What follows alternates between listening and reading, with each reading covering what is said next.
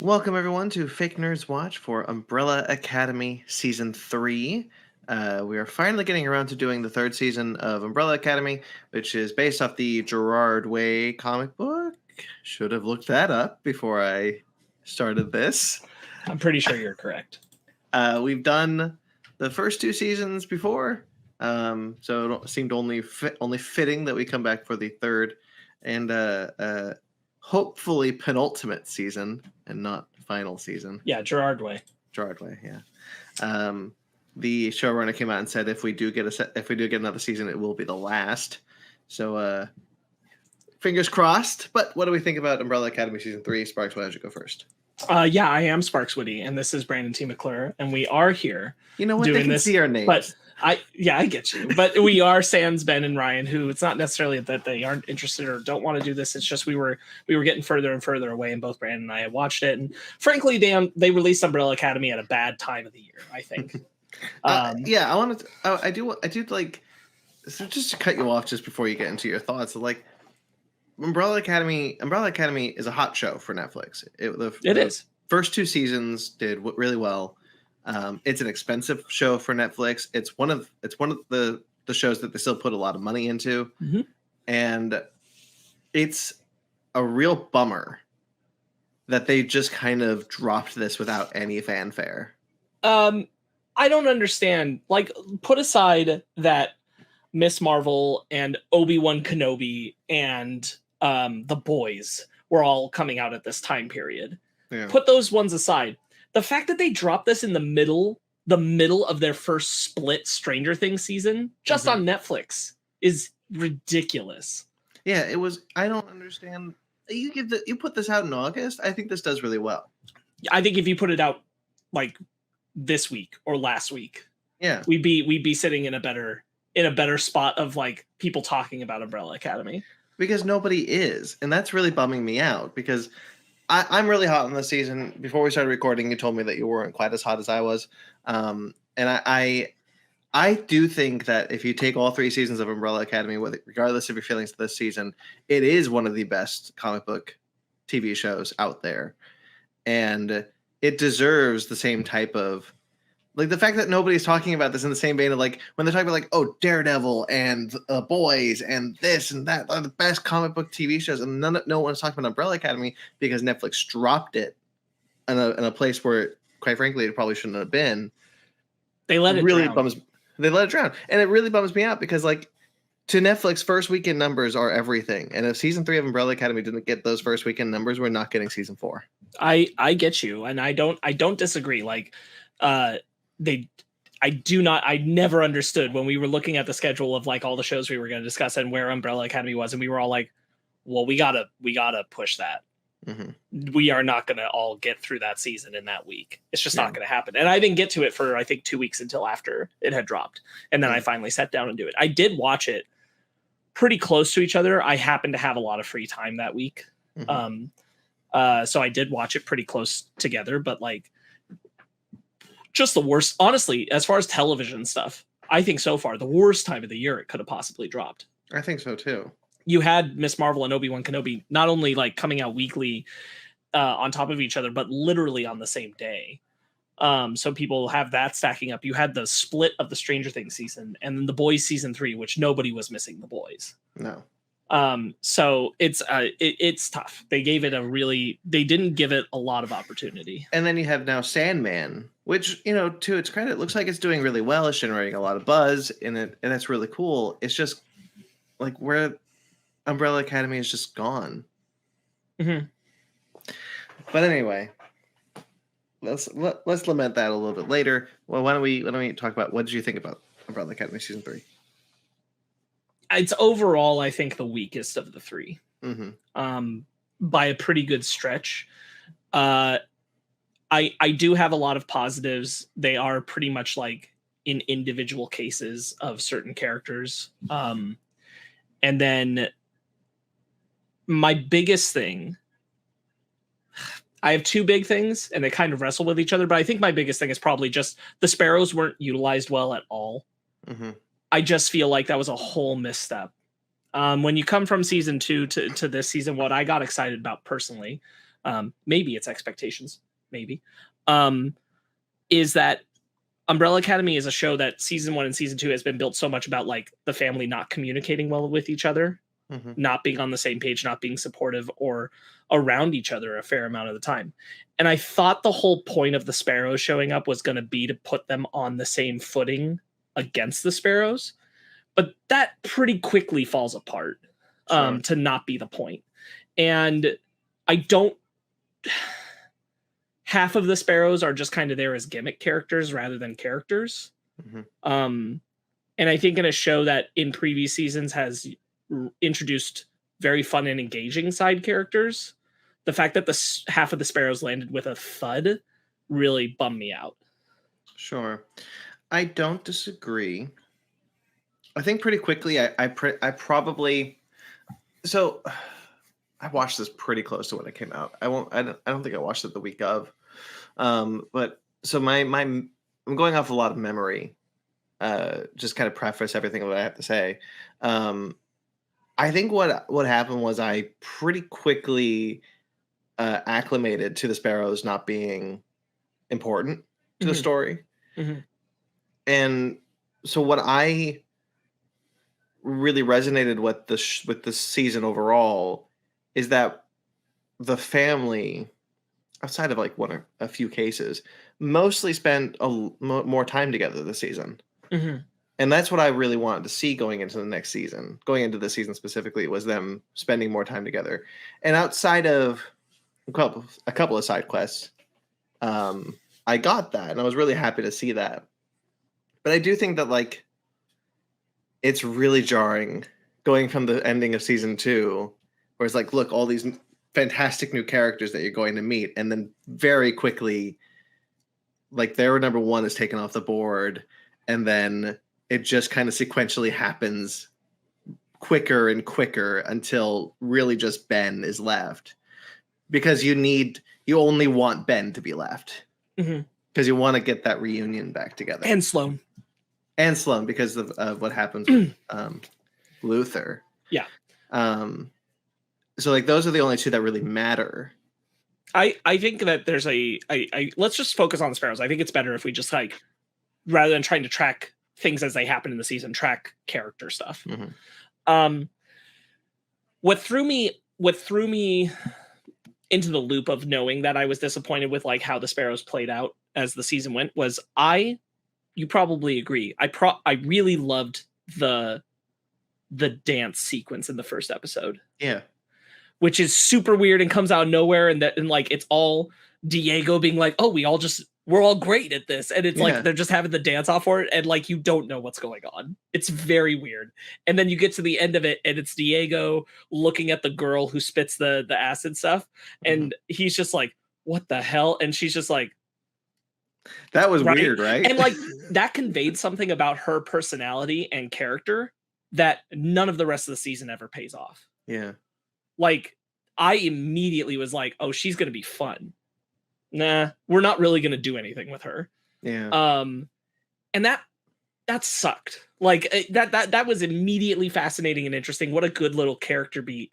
And there's nothing more to her. We never do anything more with her. She's there, but she's only there for action stuff. And that was a bummer. And I feel like Marcus had a good beat for like, I think it's his only good beat is his diner scene with Victor, Vanya still at the time. I think that diner scene is very good, but then Marcus is very quickly taken off the board.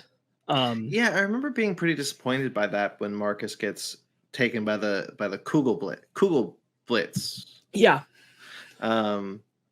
Because I really liked that diner scene specifically. Like I remember thinking at the time that like that's a really good scene, and it was really cool because like it really made an interesting change to Victor that I was really excited to see. Right. That's what that scene ended up being for. That's the purpose of that scene in hindsight. But I thought it was also going to be important for Marcus? Yeah, Marcus. I thought it would be important for him, but it ended up not being because he's killed 5 minutes later. Yeah. I suppose there's a version where you could say like, oh, it would have too quickly like healed things up between them and the Sparrows. But like with the Kugelblitz still being the point of the plot and like them needing the briefcase and the briefcase wasn't going to work and all this kind of stuff, like Marcus, or just if Marcus was going to get taken out that soon, I wish the other Sparrows had not gotten nixed out quite as quickly as they did. Mm-hmm. And like, it's not even about how early they get killed off. It's about how little time we ever spend with them before they do. Yeah. Because most of the time we spend with them is really only to learn that they're better than the Umbrellas. Like in ability wise, like as a team, yes. Yeah, because but not as like not as people. A family unit. Yeah, because we see like they're like training. They bought the building next door to the Umbrella Academy and they turned it into this like modern training facility, and they're all much more competitive than the Umbrellas ever were about the numbering, and like the hierarchy. Right. Those nuggets are there, but they're all just like less than background to moments that we're focusing on Sloane or Ben. Another part of it that really doesn't work for me is Ben. Ben doesn't work for me until pretty much at the wedding episode. That's the first time I really give a shit about Ben. And it's weird because we've seen this actor in the previous seasons. So I know he's not bad. I know he's not a bad actor. He just feels terribly written in this season. Like everything he does is like such CW bad guy dialogue coming out of him all the time. Frankly, even worse than CW. I won't even. I even would Hallmark bad guy. Like Hallmark movie bad guy dialogue coming out of Ben, like a lot of the time where he's like, oh yes, and then we'll see. He's practically like wringing his hands in most of his early scenes through those first few episodes, and I just don't get it and don't care. It was not only, I felt, just real quick, it was not only I feel like a waste of the actor's talent for bringing that character back, but a waste of story opportunity to just make him rude for nothing most of the time. I understand what his motivations are, but like it's all so shallow. And that's what I mean is like we don't really get into a depth of his character, and when we do, we do it very late. I won't disagree, but I also won't agree because I don't think that he's badly written. I actually quite like what they're attempting to do. My issue has with Ben, because I do have an issue with Ben in the season. It's how he's acting.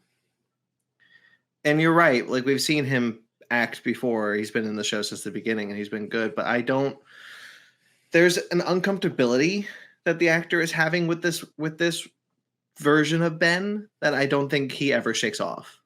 Yeah. And again, like it could be directing, it could be writing, whichever, but I don't think what they're giving him is good material to begin with. Personally. Again, the crux of like what I agree with you. Like the crux of what his arc is supposed to be, again, when we get to the wedding episode and it's him and like people are getting at like, you know, you want to be included. That's the whole thing. And you feel like no one wants to include you and like your family sucked. But like the context of the Sparrows around him is not clear enough. It's there, but it's not played with enough to make it clear that like they're not a group that includes each other or cares about each other. Not really. And that's what Ben is looking for and wants. And like that idea is good. That idea is not well executed for like the first 5 or 6 episodes of the season. Right. And like where it gets to with him, yes, I agree. I enjoy that. But the lead up there is all just like every time we're cutting to Ben, it's just like it's like every scene is the scene of Scar with the hyenas and Lion King plotting the murder of Simba. Every single scene is just that until we get to the wedding episode, and I'm just and it just doesn't feel good. It doesn't feel good to watch the actor do it because it's just not a good portrayal of it. Mm-hmm.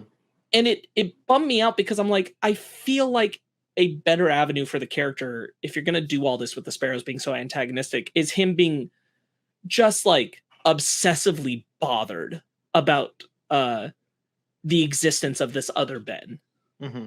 who everyone liked. And I don't think they go for that. Yeah. It's again, like, it's kind of mentioned, like, he's like, why is everybody so into Ben kind of thing, this other Ben? But I wish that was like his obsession. I wish that was the thing that was driving all of his motivation, is knowing there was another version of him that they all liked. Right. And it's just not there. It's just not there enough. Is he alive at the end of the season? Yeah. Okay. 2 versions of him. 2 versions? Yeah. So he walks out with them. Uh-huh. And the Sparrow version. But in the new world they've walked into, we cut to a subway and we see that in this world, Ben is also alive. That's right. I was wondering about that because I wasn't sure if that was supposed to be like a time jump or not. No, so that's someone cleared it up and said that, like, that's the same subway that we see his mom on. It's the same like design of it, so it's supposed to be like the same location, like he never left after he was born, kind of thing. So it is Ben in this world lived. Interesting. For whatever reason, which I don't know what that means really. I don't know if that means that the Umbrellas all have duplicates again. I would imagine so. Right. It's not clear, but that is the tease up, is that there's currently 2 Bens. Yeah. There's Sparrow Ben, and then there's this new still alive Ben. That'd be interesting because, like, that's for later. Yeah, we'll dig into that because that is like part of the tease up for the future. Yeah. But yeah, so there's 2 Bens on the table. It didn't feel like they really knew what to do with Ben half the time. And I think that was also a disappointment in just the Sparrow thing in general, is that, like, Ben should be our most interesting and engaging character of the Sparrows. And, like, I guess it ends up that way, but I wouldn't say it's that way all the time. Yeah, I understand that. I liked seeing this version of Ben. I just kind of like seeing the kind of like the darker side of a character that we've already seen before, this alternate darker thing. But I agree there's something not quite there in the execution, and whether I agree that is what you're saying it is or whatever I think it is, like, there is just something that's not there.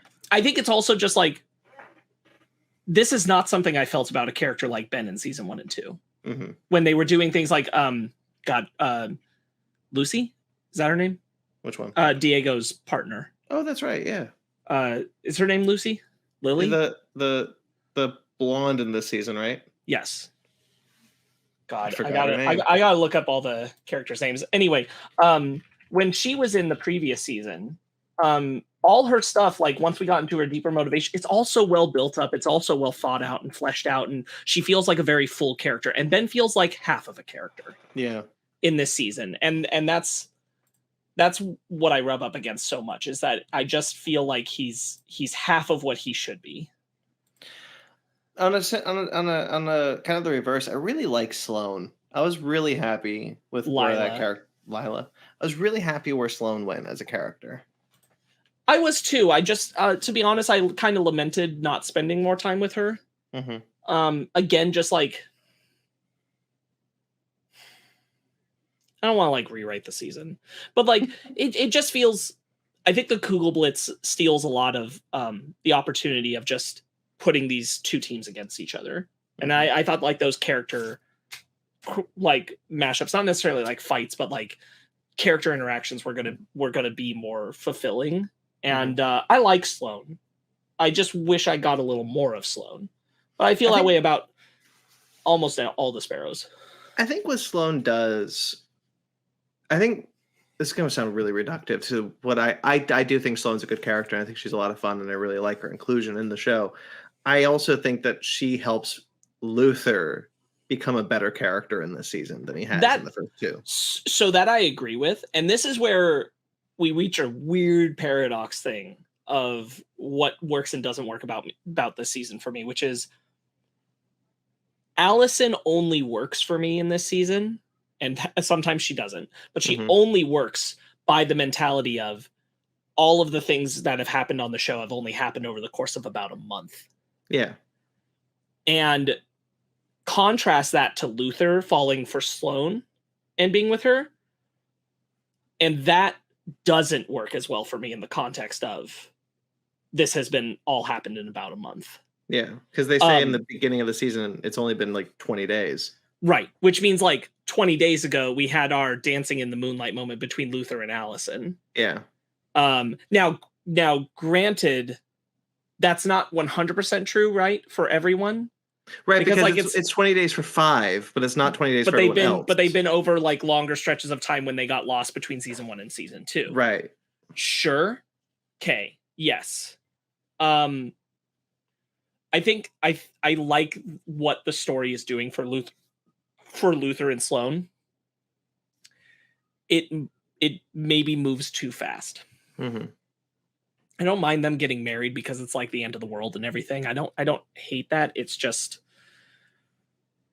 I think the part that doesn't work for me about it, and this does get into like what about Allison doesn't work for me, is just Luther is too quick to not care about what's happening to Allison. Yeah. For someone he's been in love with since they were kids. Yeah. He just very quickly is like, it is obvious something is wrong. And Luther is very focused on just Sloane. And it does feel like in many ways they just had to get Luther away from Allison because Allison can't do this if Luther's there for what they were doing with this season. But it just feels uncharacteristic of Luther to like, I don't mind him not necessarily chasing her or having feelings for her or developing feelings for Sloane. That's all fine.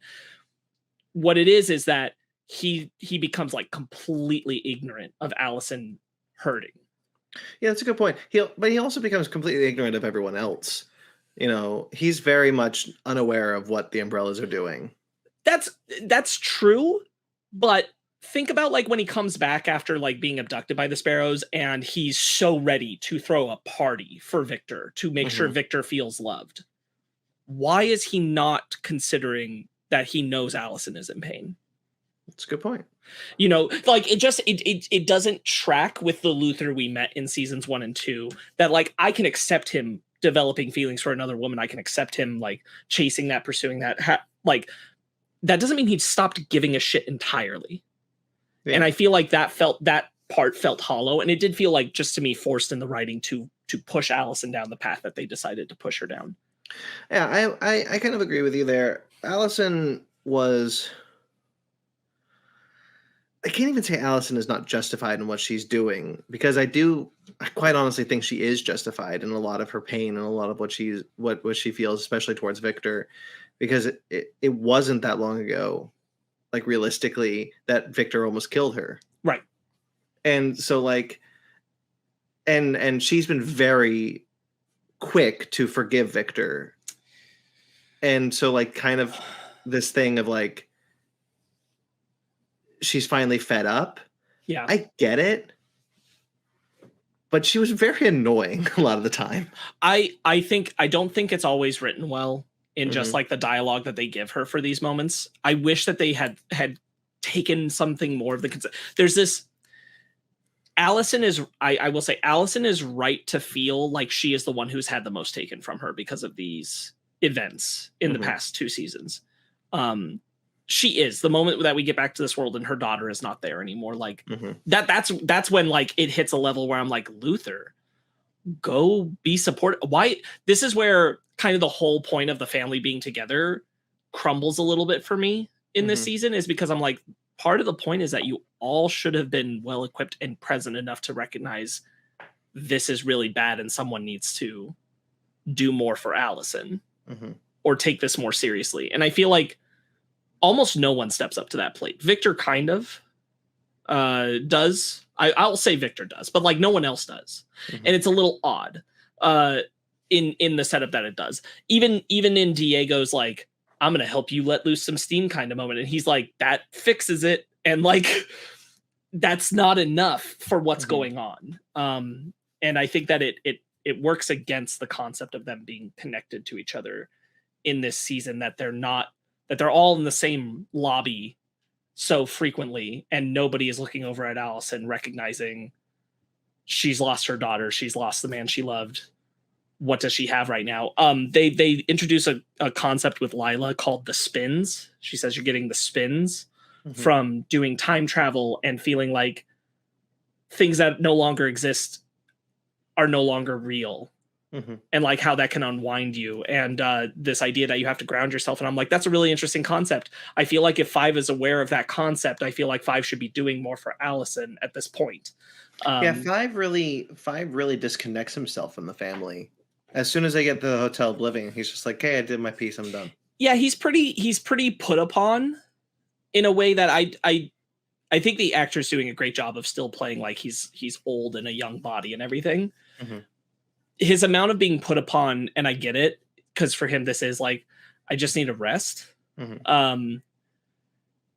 Also like ostracizes him to a degree where this is a note I know I made, where it's laughable to me that their communication is so poor, mostly on 5's part, that they're all like passing each other in the hotel lobby, and some are trying to get the briefcase back and some know that they already have it, but they're not talking to each other. Like there's a moment where 5 is in the same room as Allison, and they're like in the lobby of the hotel, and they're talking, Allison and Victor are talking about trying to get the briefcase back, and 5 already has it.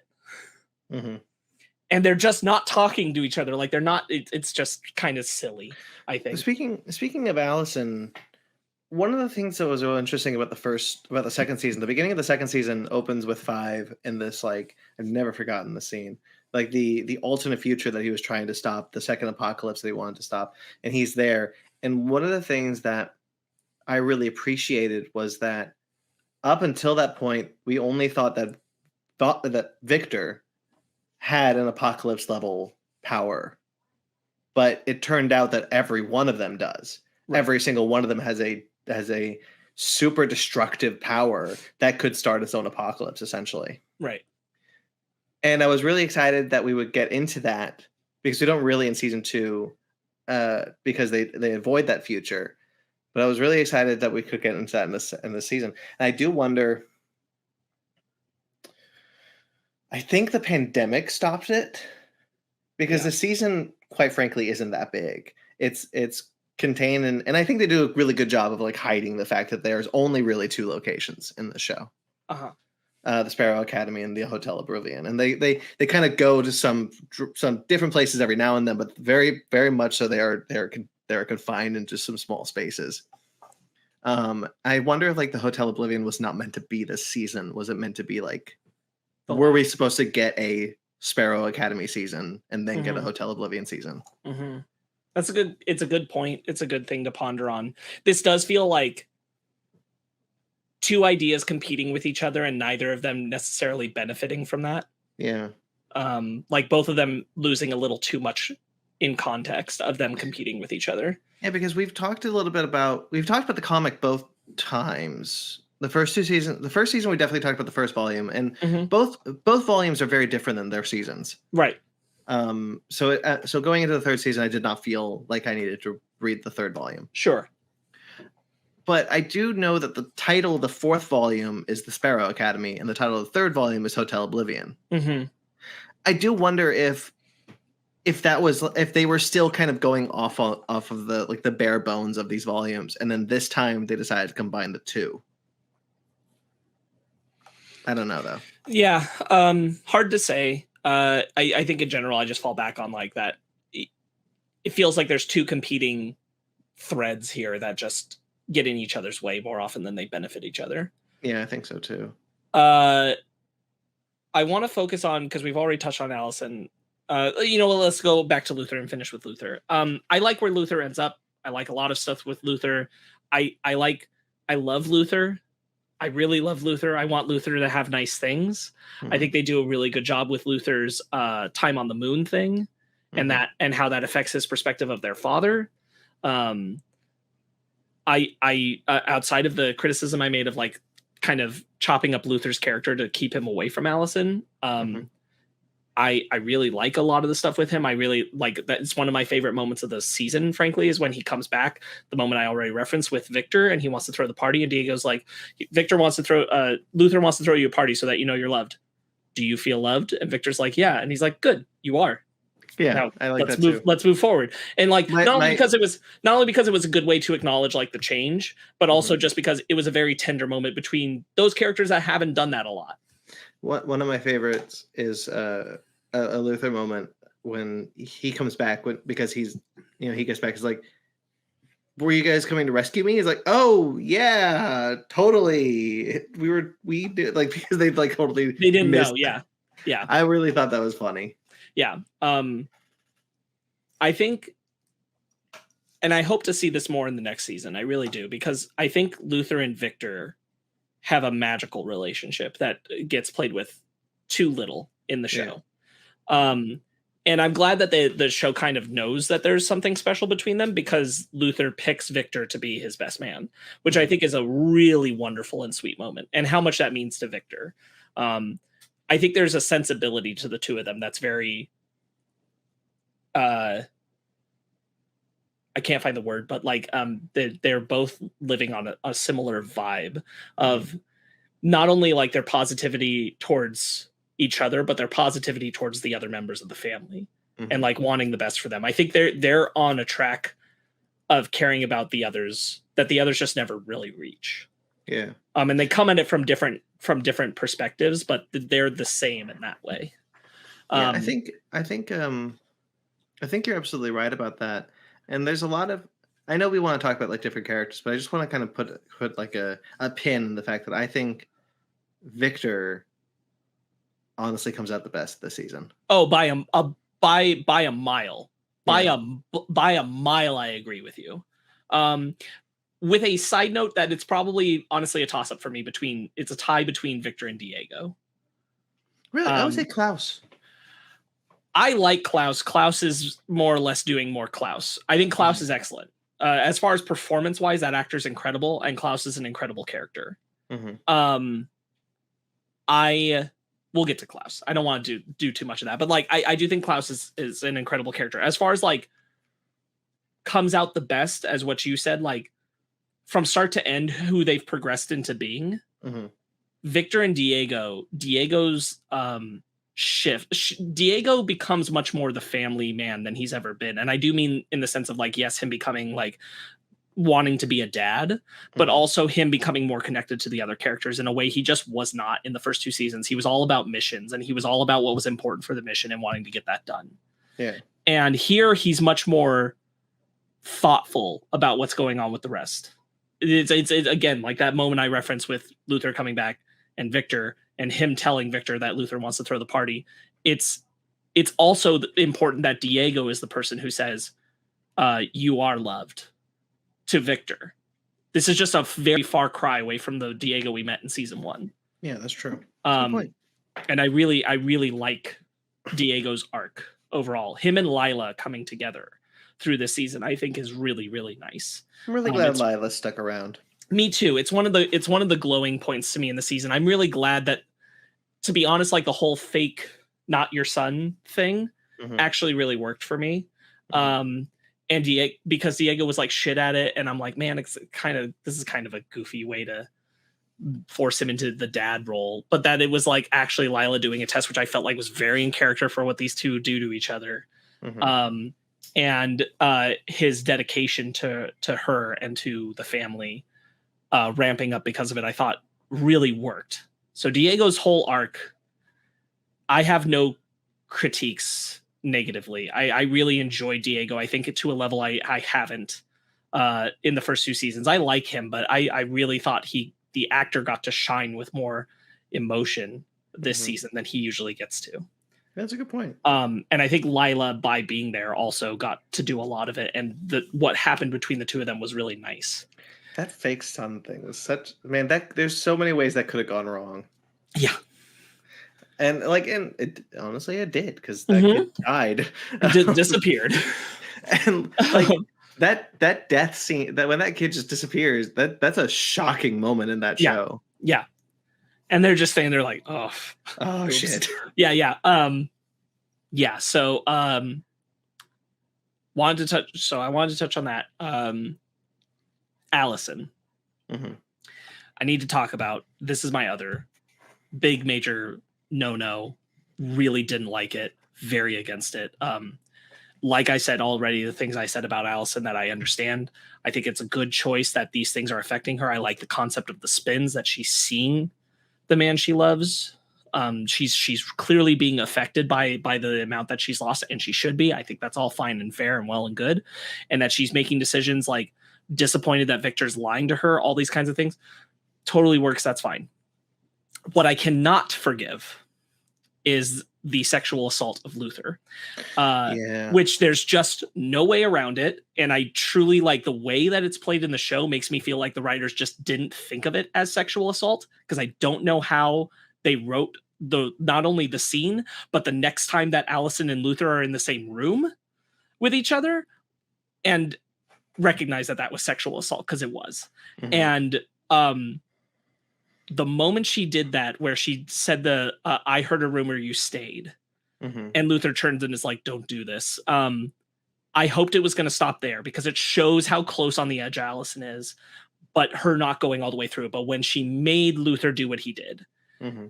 I was like, it doesn't matter that she stopped it before it went further. That was sexual assault. Mm-hmm. Like that's just shitty. And there's really no good way of getting around that. And they didn't handle it with the weight that they should have the next time that Luther was in the room with her. Luther also doesn't seem to acknowledge it like it was what it was. Mm-hmm. Just makes that uncomfortable in a really severely bad way.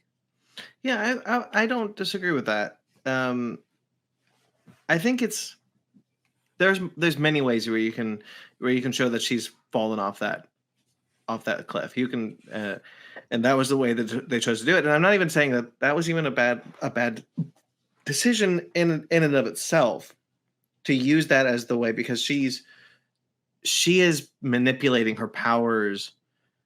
I don't want to say this. She's the only one who's using her abilities in the way that I thought everyone would. Mm-hmm. Because she's using her abilities to a potential that she's always held herself back from. Sure. And now she's come off the deep end. She's down the deep end. She wants to control everything. And so, like, I don't lament the decision to do that, to show that, to use that as I show it. But the fact that it doesn't come up again is where I have an issue with it, because it Luther so much wants it to be okay, wants everything to be okay, wants everyone to be a family again, wants everyone to go to his wedding and be fine. But that was so unforgivable. And you even kind of get to a point where when she uses her abilities without saying, I heard a rumor, and everyone is shocked. They like, their mouths are on the floor. And 5 is like, how did you do that? Right. And so, like, you kind of get the sense that that's where that was going, but then it doesn't. And that's kind of a bummer. Yeah. It's like the rift between Allison and Victor was enough. Mm-hmm. And again, stopping that moment where she makes Luther stay, and then, is like, Luther's like, please don't, and she decides to let him go. It's scary enough that the threat was there. Mm-hmm. It's the difference between, like, I've seen this comment a lot about this season, like that Allison comes out as a trash character, and I think it truly is just defined by this choice. Yeah. And it is that, like, you took her from being a victim to being an abuser, and you did that in one fell swoop, and then you had no fallout or acknowledgement or ramifications of it. Mm-hmm. And that was a mistake. It's not wrong to choose to take a character down that bad path, and, like, sexual assault happens, and it's not wrong to necessarily decide that that's the route we're going to go with the character, but then you have to know what you're saying with it, and you have to know if you're going to play with that kind of fire, you have to know what you're doing with the characters after that. And the amount of like lack of acknowledgement or importance that has later is what makes it so like, well, she didn't really do anything that bad. And I'm like, no, Sure. she did. She went too far. It did cross the line to, now it's very hard for me to like Allison. I'm supposed to feel better about her getting what she wants at the end of the season. And I kind of feel not so good about it because of that. I don't agree with that. I don't agree with that. I don't think you are supposed to feel better that she gets what she wants at the end of the season. I really think that you're meant to. I think the show is deliberately, because the next act she does, she kills a guy. She kills Harlan. The very next thing she does, she kills Harlan. Mm-hmm. So like, I think Allison, whether it works or it doesn't, and I think it completely ebbs and flows in various ways. I do think at the end of the season, you are not supposed to like Allison at all. You're not supposed to be okay with what has happened. I kind of agree that's you're right. Like they do know enough that you're not supposed to feel that way. I think they try too quickly or inaccurately to do redemption, because she saves them from being killed by their dad. Sure. And then what is she's rewarded. The framing of those last shots with Allison are her going there.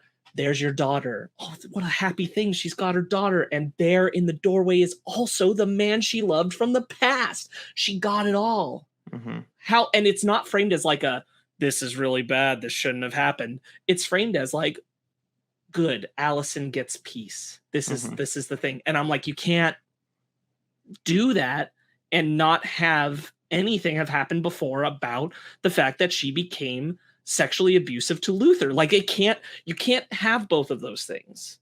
Yeah. Without a train of thought between them. Yeah. I don't disagree with what you're saying about like the sexual assault, how it doesn't come to a head. It just doesn't. The most horrific thing that the show frames, the most horrific thing that Allison does is kill Harlan. Yeah. And then once she does that act, the sexual assault is wiped under the rug, and it just becomes how she just becomes defined by killing Harlan.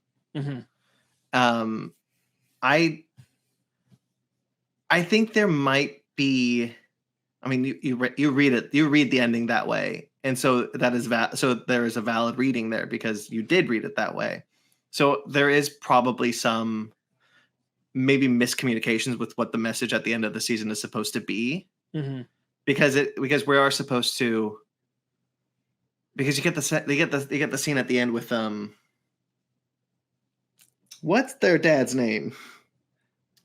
Reginald Hargreaves. Because Hargreaves now runs the entire city, right? And he's alive, and so like I think that's supposed to influence the tone of the entire ending of the season. But it doesn't, because you are correct that there is a reading to be had with Allison. Allison gets what she wants, everything she wants. I just don't think I didn't see it that way though. I saw it as we were supposed to be weary of this. I think what it really does come down to, and I do mean specifically like framing. We are repeating the frames of earlier in the season where she went to the house and it wasn't her daughter. Yeah. And that was a traumatic, bad event for Allison. Now we're doing it and it is a good event for Allison. This is I don't have faith, if we have another season, that any of the characters are going to be particularly like upset with Allison, that they're all just going to be relieved that Allison has what she wants. Sure. I don't think this is a thread they're going to follow. Allison will be like, I don't want to be involved in whatever's going on. I have what I want. I'm staying out of it. And that will be the amount of a rift between them. But it's not like anybody's going to be like still upset with her for killing Harlan or still upset with her for sexually assaulting Luther. Those things are not going to come up again. I don't believe that. And that I can't stress enough how much it is, like, to me, one of the core things about the season that just like you stepped in you stepped in shit, and that shit is now going to stay on this character for the rest of the show, because you just didn't clean it up. You didn't. It's not that you had to like resolve it, but it did need to be acknowledged for what it was, and it just wasn't. And I don't want to beat a dead horse. Like, I just fundamentally don't feel like it was written to be treated like sexual assault while it was. And that is a flaw in just the structure of that character and the writing of this season. And it bummed me out to watch. It made me super uncomfortable to see. And I kept waiting for the next time Luther and Allison would see each other. And the fact that it was just like a very like, oh, wow, you've been really getting a little spicy with your powers, huh? And that was the amount of it. I'm like, Luther, she was on the cusp of raping you. Like, that's what that was. Like, it's just jarring. And again, like, kind of losing sight of who Luther is, right? This is the girl he's loved since he was a kid.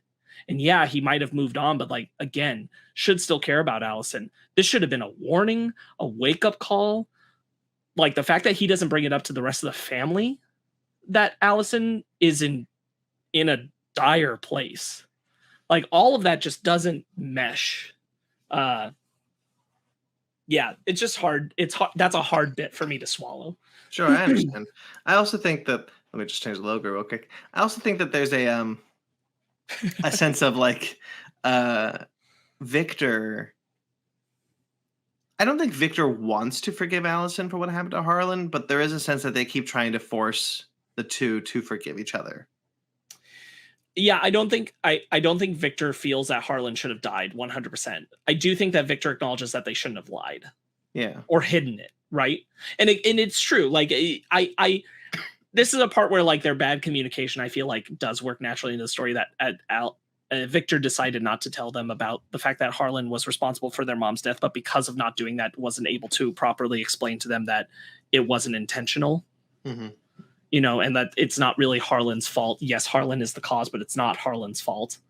And I feel like that moment never gets cleared up, so the family's all just disappointed that Victor hid that fact. And that's fine. I understand Victor feeling responsible, and I think it's fair for Victor to have hidden that and lied about it. I even like the scene where Five's like, you do shit like that again, and you're being a villain to us. Like I do like Five doing that moment where he's telling Victor, like, I will, you got something going on, you come to me and I will be there, and I'm here and I care about you and I will fight for you. But you lie to us again and I'll kill you. And like, whether or not that's like maybe a little too extreme for Five to come at it with, the sentiment behind it of like, you need to start trusting us. And it's fair because like they're a family that mistreated Victor for a long time. But having to stress like, we'd be here and we'd listen and we'd support you. Maybe Allison wouldn't have, but the rest of them needing to step into that mold. So I think that aspect of Victor feeling responsible for the lying works. But I agree with your overall point that like there is some kind of like forcing of like bygones be bygones, and it's like, I don't think anyone's taking seriously enough that Allison murdered a man, let alone sexually assaulted Luther. Like these things are just not being processed properly. Yeah, I agree with that. You mentioned the moment with Fives and Victor, and I really like that moment because it pays off of the last season when Five and Victor reconnected. Right. Five was always,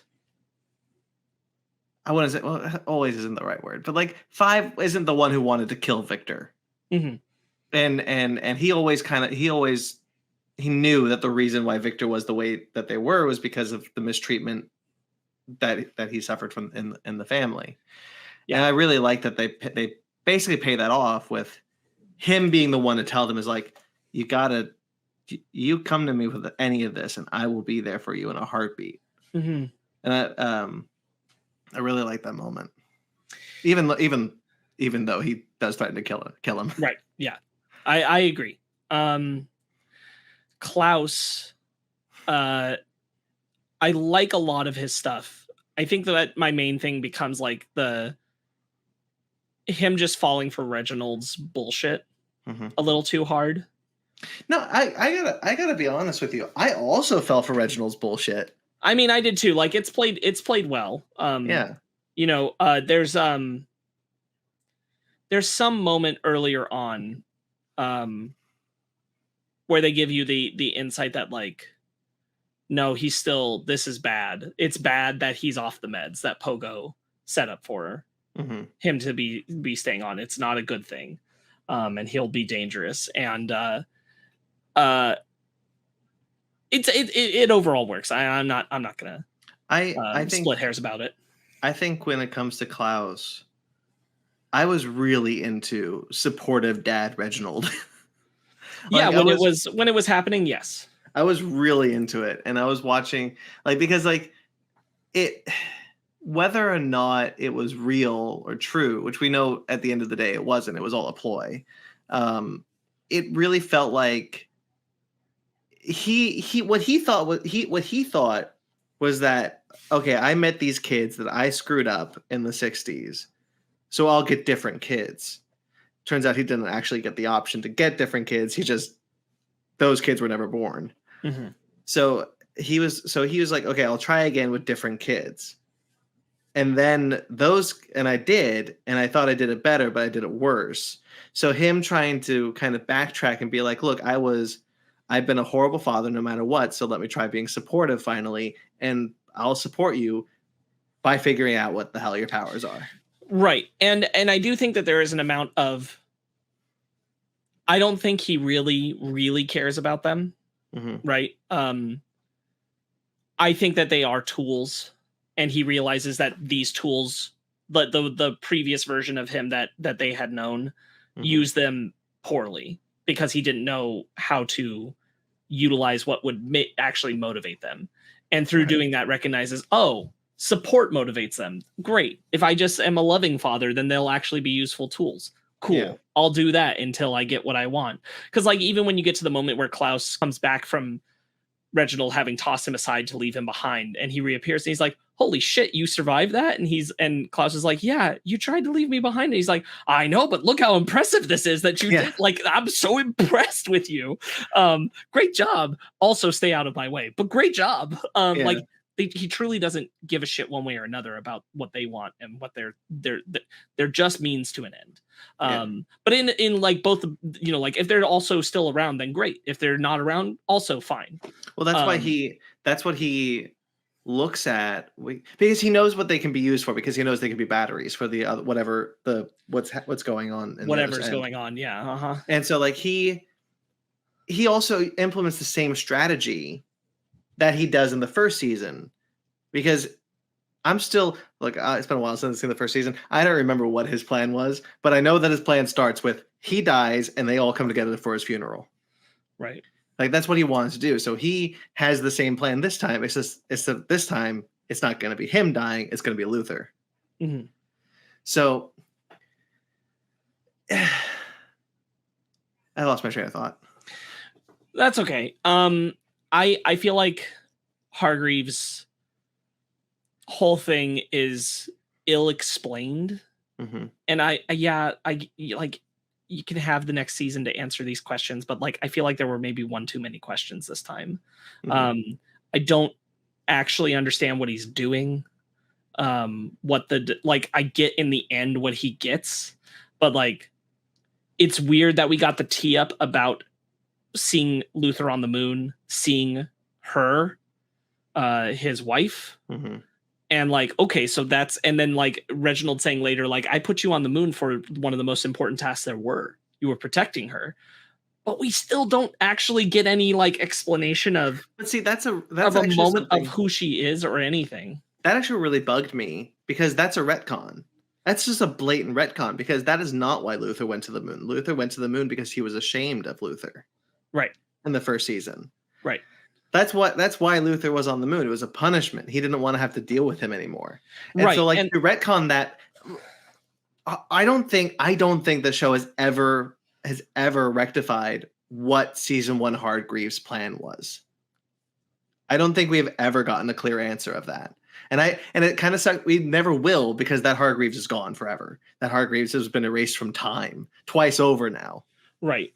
And so like now we have so like the Sparrow Academy of Hargreaves had a completely different plan.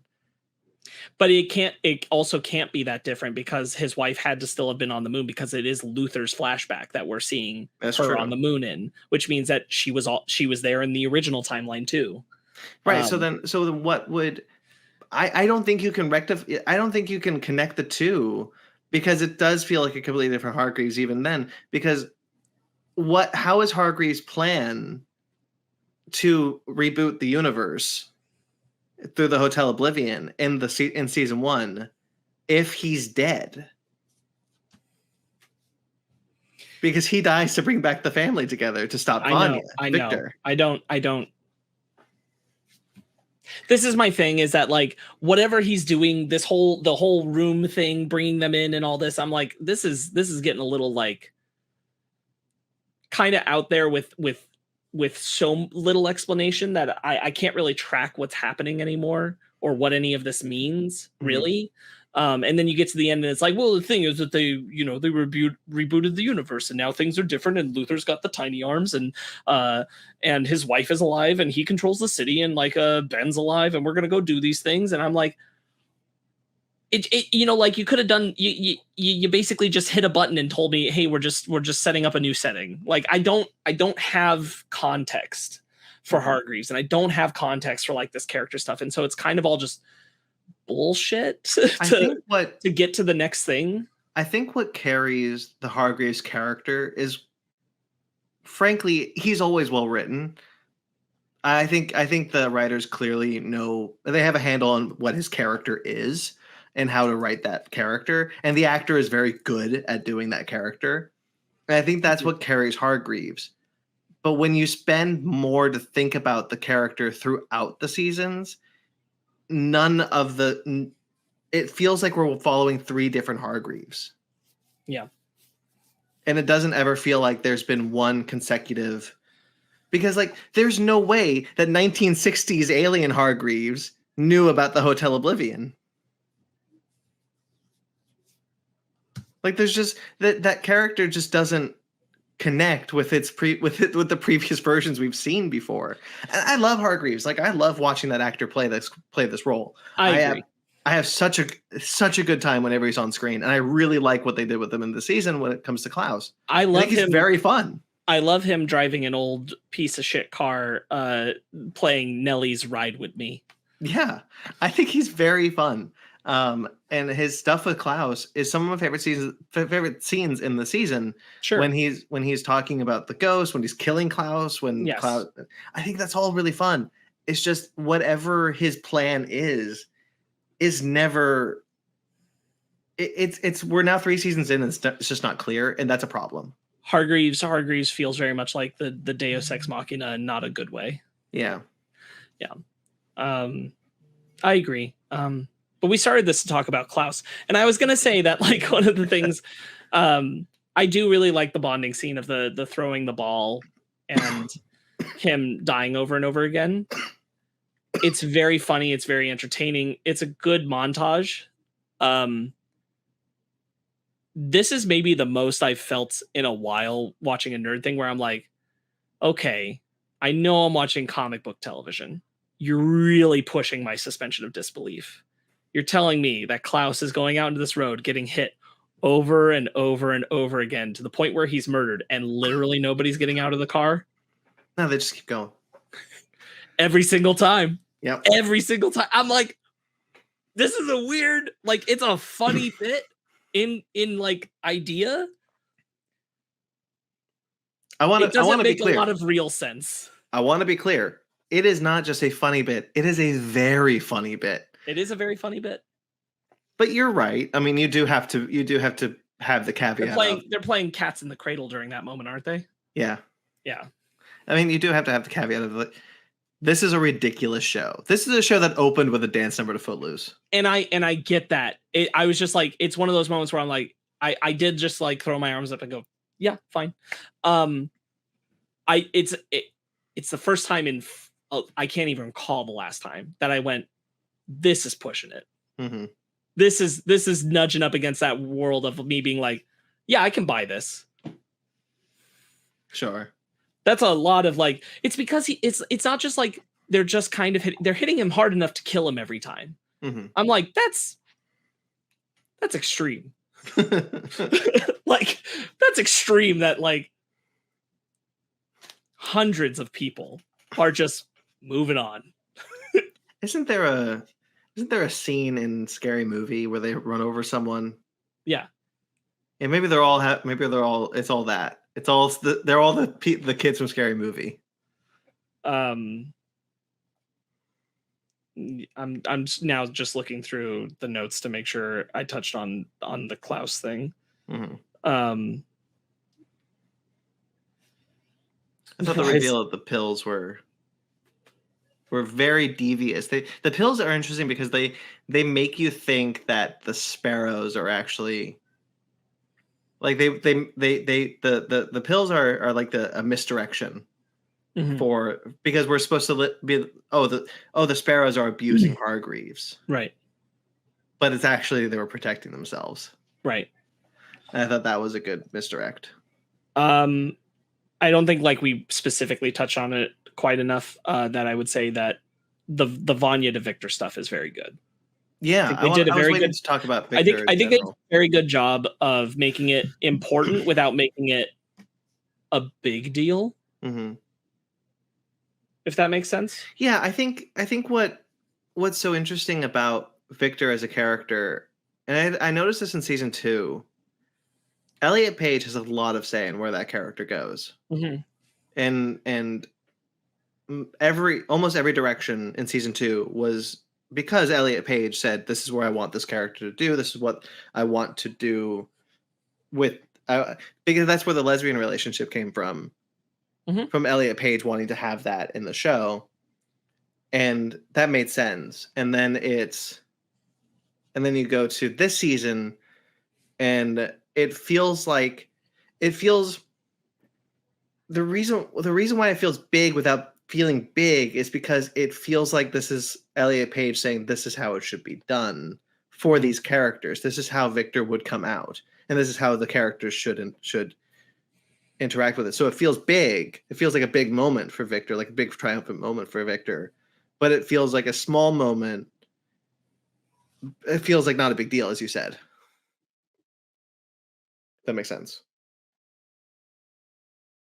Am I frozen? Something happened. Right.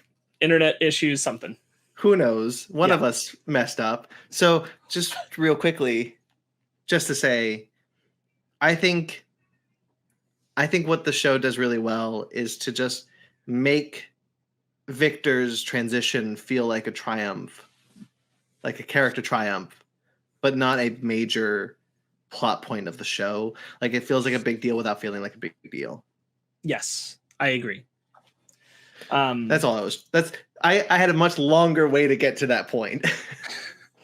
Sorry. I think that it's one of the things where I think it's done so very well. Again, I feel like it kind of falls to the detriment of like not keeping the family around each other enough. Again, this is kind of why I want the Sparrows to be their main oppositional force.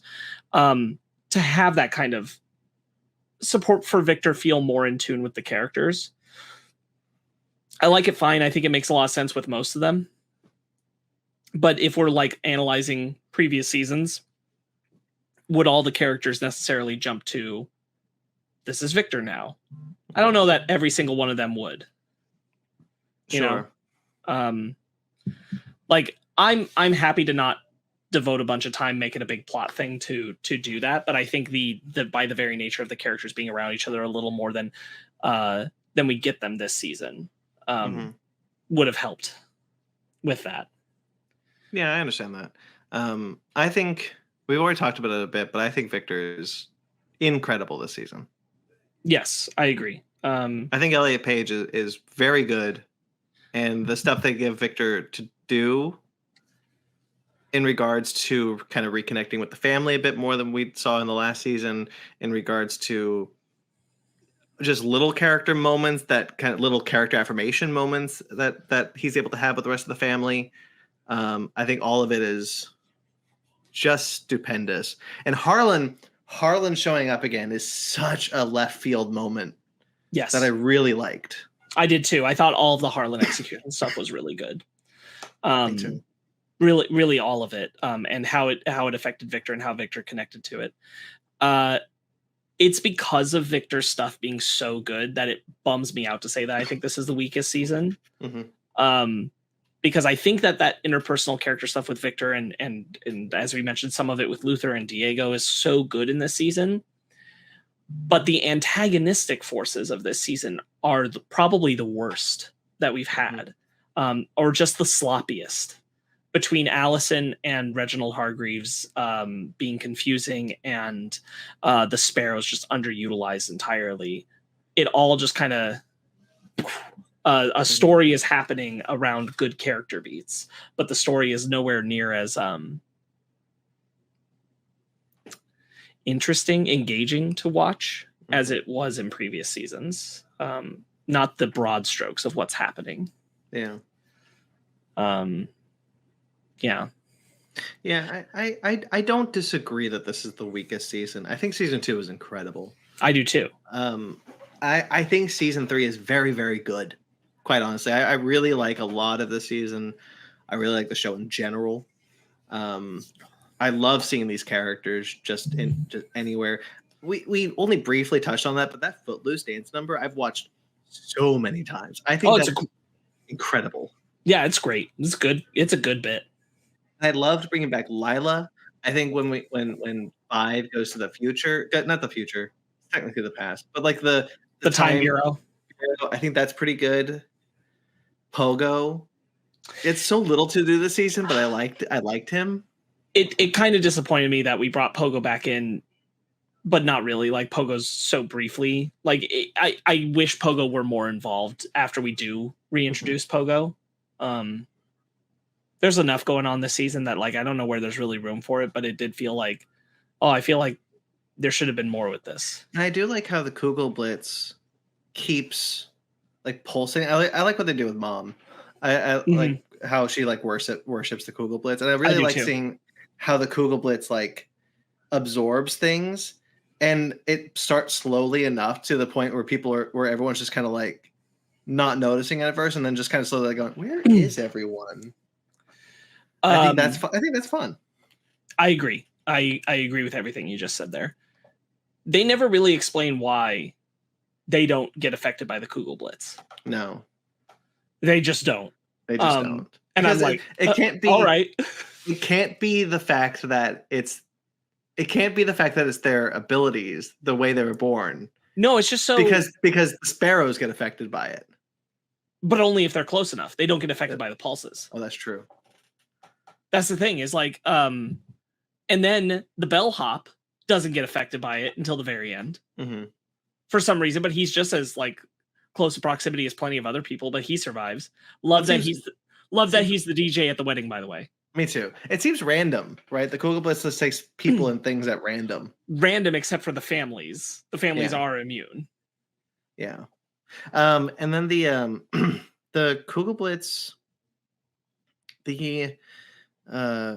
man, the first thing it erases is that dog, and that was a bummer. I think that let me see if I can remember, if I can get to my thought. I think the Kugel Blitz is an interesting idea. Nope, I remember now. I really like how they recreated the beginning of the season. Oh, sure. Because it's there's a side by side, and it is refilmed. Like they refilmed it. It's exact. Sure. And it's kind of crazy that they were able to do it exactly like that. Yeah. That's cool. I really like that. Although I don't think that we in the first season saw the particles go into the people first. I think we just saw them get pregnant first. Boy, it's been too long. I'm not sure. It has been too long. And I like the twist that Harlan killed their mothers before they were pregnant because he connected with them just before they were born. Right. And happened to be in a moment of rage. Yeah. I thought that was a good twist, honestly. Yeah. I did too. I think at this point I'm just gonna pour through some notes. I didn't expect the Harlan blast when he comes in and takes out 2 of the sparrows. Mm-hmm. I didn't know who it was at that point. I figured out pretty early on that he was Harlan. Yeah. I don't remember exactly when I pinned it, but it was pretty early on. There is some truly terrible green screen in some sections. Mm-hmm. I'm thinking specifically, it's Marcus on the roof of the Sparrow Academy. Oh, sure. Just some I don't know, man. It's hard. I don't like to pick on CGI and that kind of thing, but just some inexcusably bad lighting and presence. We have not seen that in Umbrella Academy before. Just truly awful green screen in some spots. I would like to combat that point with a positive, just to say set design excellent. Sure. Yeah, I agree with that. Yeah.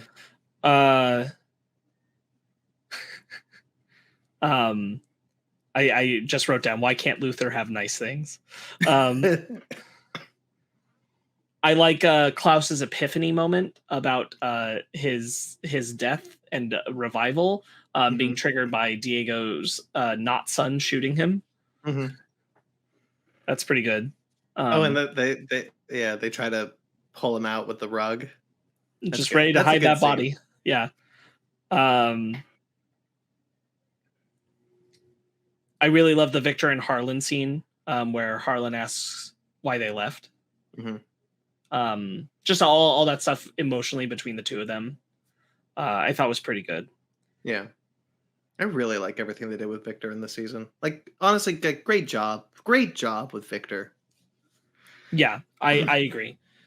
I like that Allison's experience with also bringing up that what Allison went through is different from what everyone else went through by going to the past, because she's Black and what she was going through. She has that flashback. To the bar, to the diner. Yeah. I thought that was good. I did too. I'm glad that stuff stayed present. We talked about some of these things we've talked about already. Some of the title logo appearances at the beginning of the episodes are super good. Showing the umbrella and the sparrow. I particularly liked Pogo slamming the door and the sparrow logo changing into the umbrella logo when he leaves in the flashback. That was a really good one. Yeah, I really liked. I've always liked how they've incorporated the logos into the But this season, because they had the sparrow ones as well that they were putting in, they just were very, very creative. Yeah, I think so. This wasn't about saving the world; it was about hurting me. That was a good line from Victor to Allison. Oh yeah, that was pretty good. I thought that was strong. And it sucks because man, Allison is all on board with Victor after affirmation in the beginning of the season. She is so gung-ho with Victor, I love you. You're my kick-ass little brother. Not little brother. They're the same age. Yeah, I think the Allison arc is just sloppy. Yeah. But it's tragic because you get the reveal at the end. You get the reveal after the wedding that all of what Allison, because Allison was playing for Hargreaves, and that sucks. That's a shitty moment when that's revealed. And then you get Hargreaves killing Luther. Yeah. That's tough. That's a rough one. That's the first time that they find out that he's an alien, when he tells Klaus after he's dead. Yeah. He's like, he's an alien. Yeah, that's right. Because the whole family doesn't find out, and the family, it's not clear if the family finds it out after Allison chops his head, because they should see it, but it's not acknowledged. So because they wouldn't know he's an alien up until that point. No, they have no reason to. There's the this reminded me of a thing that the season did with Alien Hargreaves. And I forgot. Oh well. There's a very good Ben scene with Victor, just Victor talking about knowing what it's like to want to be part of the family, which I think is very good. I made a note of. Reginald Hargreaves, when he's being supportive, it's a good line. Be everything I was afraid to let you become. Yeah. I remember. Klaus brings back Luther from the dead at the end there. Yeah. Really sweet. Yes. With heartbreaking moment for Sloane. Yeah. I thought so too.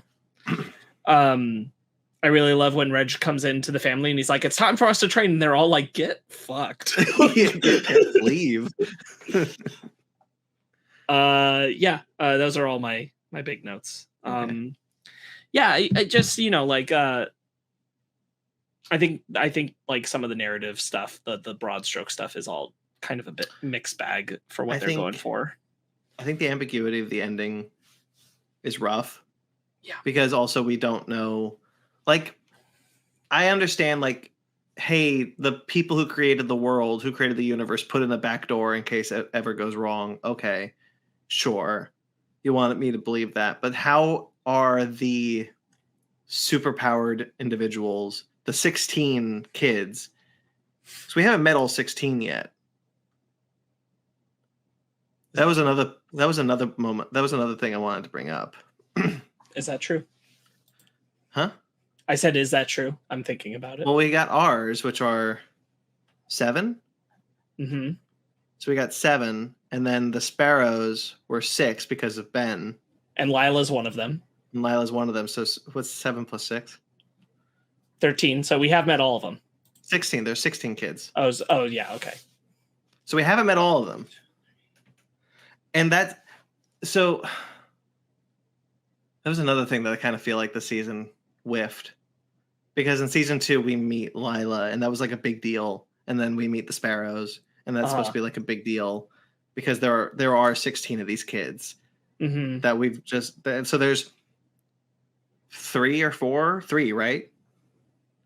That we have 2. 2. Because it would be the 6 Sparrows, the 7 Originals, the Umbrellas. Yeah. Lila, that's 14. So 2. Okay. So we don't have.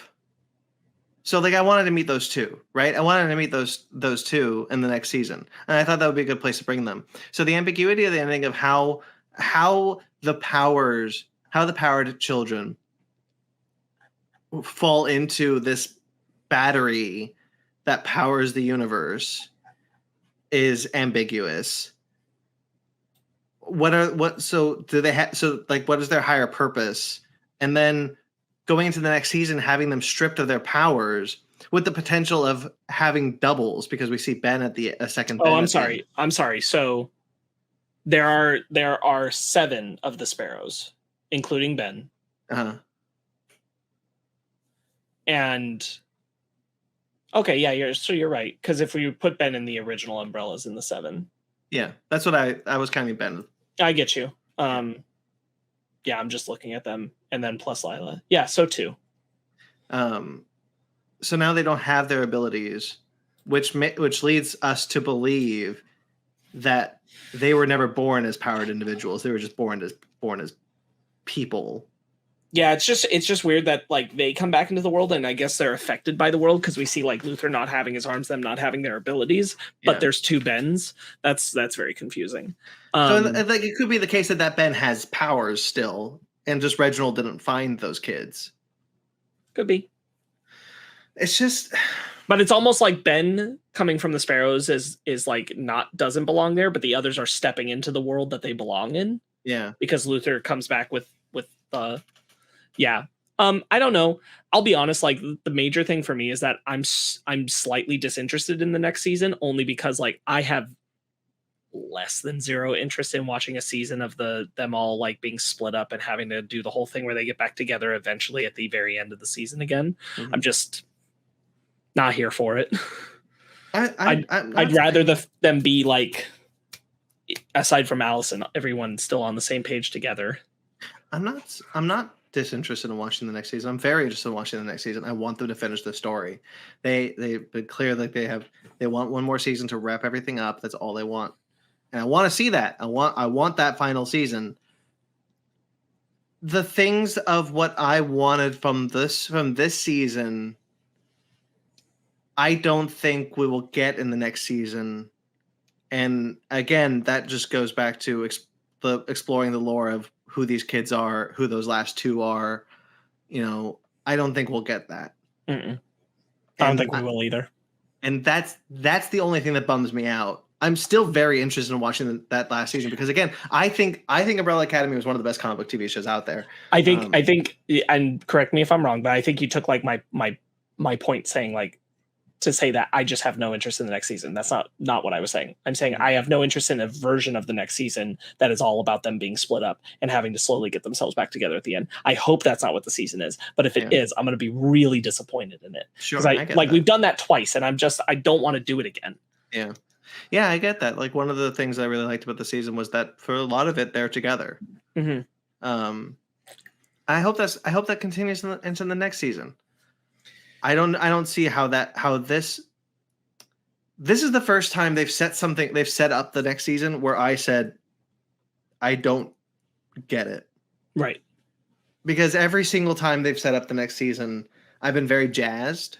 I've been very interested. This time it was just too far away from the direction that I felt like they should have gone, and too ambiguous in the direction that I think they want to go in, where I've just kind of I'm very confused. I think the other thing is just like ending with Reginald up in his high tower, like he's the big bad villain they're going to go after. I'm like, is there a point to that though? Mm-hmm. If he has everything he wants and that doesn't really affect their lives, does it even matter anymore? Yeah. I just don't know. I'm sure they have a story. I'm kind of sitting here like, is it even a problem? Mm-hmm. You know, like, do they just have to sort out their own shit? Does it matter that Reginald got what he wanted? Yeah, it's too vague. Does he run the world as like a dictatorship, or is he just he just owns a company? It's super unclear. Yeah. And like, I understand like you don't want to I want to be clear because I don't want anyone to misconstrue what we're saying here. It's not necessarily that I needed the ending of the season to say this is what the next season about. There is an ambiguity to the end of this season that is not present in the first two season endings. It's as we were saying before, it's just not clear what Hargreaves was after. Yeah. Like, sure, okay, fine, he reset the world again. It's still not clear what he was up to, what he wanted. There's no expansion on it. Yes, his wife is standing next to him now. Okay, I guess. Because we know that Reginald's a bastard, but him getting what he wants is framed as bad only in the sense that it's killing the kids. Right. It's not framed as bad as if he gets what he wants, it will be bad. Right. We're on the same page about this, which is why it's like that whole leaves too much ambiguity about this. Yeah. Which, like, yes, the next season can answer those questions. I feel dissatisfied with the background, like, main arc story of what the season was apparently leading up to because I don't understand it. Yeah. I think that's kind of where if you're going to hinge your final season on Reginald being the big bad, the big final bad guy that they have to face, we needed more. We needed to know why getting what he wants is bad, and we never do. Right. And that's the problem with the season. And the next season can explain that, but I don't know. I don't know if that's the way to go about it. Yeah. We'll find out, or we won't. I don't know. I still hope we get those last two kids. Look, I'd rather have a conclusion to this story. I don't want to leave it in the place we left it. Mm-hmm. But I feel like we kind of fumbled the ball on our way here a little bit. Mm-hmm. Even as some character stuff was really good. I just feel like the story this does not flow the way the first two seasons do. Yeah. I think the direction for Hargreaves has been so unclear for all three seasons because it's never clear what his plan is in general. Right. And like the first season, we end the first season not knowing why he killed himself, like quite honestly. Yeah. And we don't really know why he's on Earth in the second season. What he's doing. And then we don't really get any sense of like, I get Hargreaves is a bastard, but I don't get why he's a bad guy. Yeah, I'm with you. Like, why is he Damien Dark, you know? Anyway, ultimately, though, final thoughts. I like this season. I was really happy with where it took some of the characters. Second season is still the gold standard. Yes, I agree. But I definitely came into the season very hot because of that Footloose scene. That Footloose scene like really reset my brain of like, oh right, this show is dumb and it's a lot of fun and I love it. Yeah. If I were to try to compact my final thoughts, I guess I would say like ultimately happy with where Luther ends up. Luther kind of fumbles on his way to get there, but I think it's good. Victor is excellent. Love everything about Victor's story in the season. Lila and Diego, fantastic. I have no complaints. Klaus, mostly pretty good. There's a little bit of clunkiness in there, but it's overall very solid. The Reginald Hargreaves stuff is super confusing, and even though I enjoy watching that actor, I'm at a loss on some level. Allison, it gets really rough. It's hard to come back from some of the decisions they made with her and enjoy that character. It just is. Even though I feel like in the beginning it starts out pretty well and reasonable and justified, it gets out of hand. We didn't really talk about 5 in detail. There's not really a lot to. There really isn't. 5. There really isn't. He's just kind of. I like that actor. I like watching him play that character. But they're just. I don't even know if I needed him to have more this season. It's just there just wasn't a lot to dive into. He unfortunately ends up more often than not in the exposition man position. Yeah. And that's a lot of what he does this season. Yeah. And even then, because they have to make him such a little shit, he's even kind of a buzzkill at the wedding. Yeah. Like, you don't get to have a lot of fun with 5 this season. But man, when those kids are together, I say kid, they're like my age or older. When they're together, just bantering as like a family, I think their chemistry shines, and I love seeing them together. Like the scene in the park when they're all saying "dickhead." Yeah, very good, and sure. I love seeing them together. That's all I have to say. Yeah, I hope we see more of them interacting with each other in a future season. Yeah, me too. Because I think they, especially Luther and Victor together, like I think they all benefit more from being with each other. Victor and Luther right now have the same like background brotherly love that Thor and Captain America have. Yeah. Because like there's not a lot of scenes with Thor and Captain America together, but you get the like this camaraderie that they have. Yeah. And it's very much the same way as like Victor and Luther. Yeah, it's real nice. I really like them together. I hope they let that shine more in the next season. Yeah, me too. Especially because like you can have Victor and Allison like move forward in a way, but they can't be as close as they used to be. Yeah. I really hope they don't make it that way because they can't be. Yeah. And so like Victor relying more on Luther and connecting more with Luther, I think would be a good way to go. I do too. Okay, cool. Those are our thoughts on Umbrella Academy season 3. That's Umbrella Academy season 3. Hope for season 4. I really want them to finish that season, that show. I'd love to see the show go out on a high note. Yeah. We will see. Yeah, time will tell. Cool. So that'll do it. This has been the Fake Nerds Watch episode for Umbrella Academy. As we mentioned up top, there's a ton of shows that we've already covered because this show came out at a strange time. So just we covered Ms. Marvel and Obi-Wan Kenobi, Stranger Things. There is we've discussed it. There will be a Sandman Fake Nerds Watch coming up. We are going to do it a little bit differently. So give us a bit of time, a little patience, but it's coming. So stay tuned for that. Otherwise, probably the next set Fake Nerds Watches we have are She-Hulk and Andor coming up, right? She-Hulk, Andor, yeah. Those are our shows. I Am Groot. Probably not. No, I doubt it. They're like 5-minute shorts, I think. Cool. Guys, thank you for watching. That's been Fake Nerds Watch. If you like this video and you subscribe to this channel, you can find all sorts of shows on this channel, such as more Fake Nerds Watches, tons of Fake Nerds Watches. You want to watch more Umbrella Academy? You want to know what we thought about Umbrella Academy Season 2? That's here. You kind of have to go through a few episodes, but it's here. Basement Arcade. I'm dying. Basement Arcade, which is our video game Let's Play series. Currently, Mortal Kombat X is the show that is going. New episode is up. Basement Arcade Pause Menu is a video game discussion show. Stay tuned for that. New episode's coming. You have a Nope review. Sparkz, you and Ryan, you've done a review of Nope. Yep, that'll be up in the near future. So that's coming, so stay tuned for that. Animation Station and Basement Arcade, Animation Station and Fake Nerd Book Club. Those are all the shows that you can find on this channel. And of course, you can find our mothership show, Fake Nerd Podcast. It's a show that all this is under. Last time, our umbrella show, you would say. Our umbrella show. Last time we talked about Prey. Mm-hmm. No, excuse me. Prey, which is the latest Predator movie.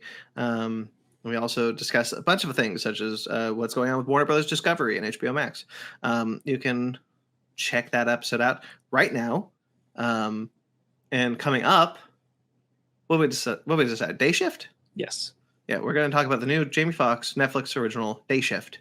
Mm-hmm. So stay tuned for that. And then after that, Dragon Ball Superhero. Yes. Very exciting. Cool. Very. All right. Zara's going to talk to you about that. I don't know if she already has. Nope. Okay, I'll text her. All right. So that's all of that. If you want to support us financially, you can find us on TeePublic. You can find us on Patreon, which are linked below, or you can find those links on our website at FakeNerdPodcast.com, which is also linked below. FakeNerdGuys at gmail.com. Fake Nerd Podcast on all the social medias, Twitter, Instagram, and Facebook. Yeah. Thank you to everyone who does this show with us. Thank you to Jeremy Vellucci for the music and Mike Matola for the logos and all the collaborations. I don't know, do I do that on these shows? Who cares? We're loosey-goosey. Nobody's listening at this point. Thank you. I'm a BT McClure on Instagram and Twitter. I also write for Screen Rant, AtomicGeekdom.com, and KaijuRamaMedia.com. Screen Rant has a new Prey article from me. Atomic Geekdom has some Infinity Saga. If you're Marvel fans, pieces you can check out. Sparkz. You can find me just dancing to Footloose at Sparkz Witty on Instagram, Twitter, SPRKZWitty. I watched that clip so many times. It's a good clip. I also watched the I think I'm Alone Now clip from season 1 when they're all dancing. Mm-hmm. That's a powerful scene. It is also really good when they think they destroy the Kugel Blitz and the Sparrows and the Umbrellas get together and they have the champagne party. Oh, that's a good bit too. Christopher, we didn't really talk about Christopher, but that's a cool idea. I want to know more about Christopher. Yeah. Like we didn't really touch on Faye either, but there's really no character stuff to talk about with Faye. Did Christopher come out a cube or did he become a cube? Oh, he came out a cube for sure. I feel so bad for that woman. Maybe it was a tiny cube. I mean, like it didn't have to come out the size that it is now. But such rough edges. Yeah, sure. Okay, that's that. Yeah. All right, guys, like this video, subscribe to this channel. Until next time we see us, guys, stay fake nerds.